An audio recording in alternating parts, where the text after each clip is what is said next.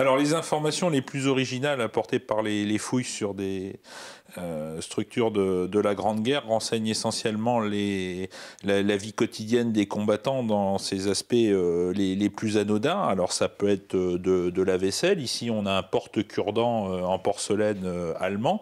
Bien évidemment ça va aussi renseigner les pratiques sur l'équipement militaire de base. Ici une chaussure américaine rejetée en grand nombre dans un dépotoir. Donc on va voir à partir de quand les chaussures peuvent être considérées comme mises au rebut. Des éléments de tenue. Ici une épaulette aux armes du 30e régiment d'infanterie allemand. Et puis des choses qui sont beaucoup moins bien connues. Par exemple les pratiques dentaires dans les camps de 3e ligne. Ici vous avez un moulage dentaire en plâtre comme on pratique encore actuellement. Donc là en fait c'est le dépotoir du dentiste du camp. On va retrouver aussi toutes les petites ampoules de novocaïne destinées à désensibiliser les patients. Et puis des choses extrêmement communes, mais dont l'usage s'est un peu perdu, comme par exemple ces anneaux de suspension d'un hamac qui ont été retrouvés aussi sur le même camp. Et puis des objets un peu plus personnels, tels que des plaques d'identité de combattants qui ont été jetés dans le camp.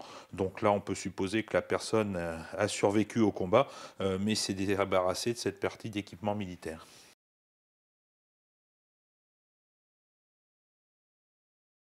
Alors, une fois les fouilles réalisées, pour l'instant, on était essentiellement sur des fouilles programmées, donc il n'y a pas de menace qui pèse sur le site. Donc le site va retourner à son état originel, souvent des bois, des forêts, des sous-bois. Éventuellement, si on est dans le cadre de l'archéologie préventive, eh bien là, le site va totalement disparaître et être remplacé par un nouvel aménagement, une nouvelle ZAC, un nouveau bâtiment.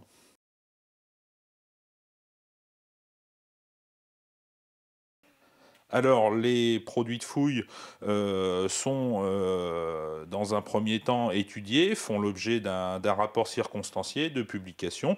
Ils sont photographiés, inventoriés, puis après, ils sont déposés dans un dépôt archéologique comme celui dans lequel on se trouve actuellement, dans des caisses qui sont inventoriées afin de permettre de retrouver ce matériel-là en cas de besoin d'études complémentaires.